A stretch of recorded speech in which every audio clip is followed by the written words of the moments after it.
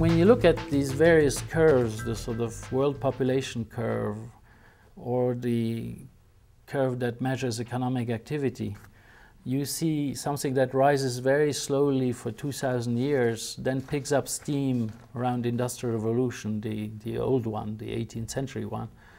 And then you have the curve goes up, and now we're in a period of human history where the curves go straight up. Straight up meaning going suddenly from 3 billion people in 1960 to 9 billion people in 2050. It's an extremely fast run-up. And the same is happening on the economic front as well. And so to give you a sense of how steep the curves are, just consider the fact that, for instance, today we have 6 billion people, as I said, on the planet. The world GDP is $40 trillion.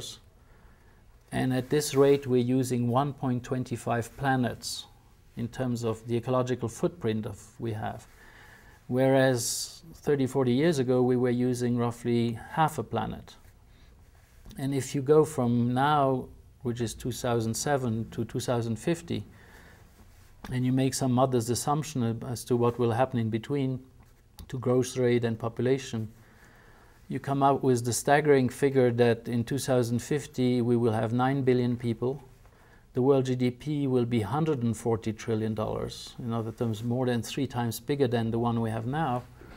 And unless we do something about the ecological footprint of humanity, will be at 2.25 planets, which is absolutely impossible. 1.25 is already impossible, but going towards 2 is just the end of the system.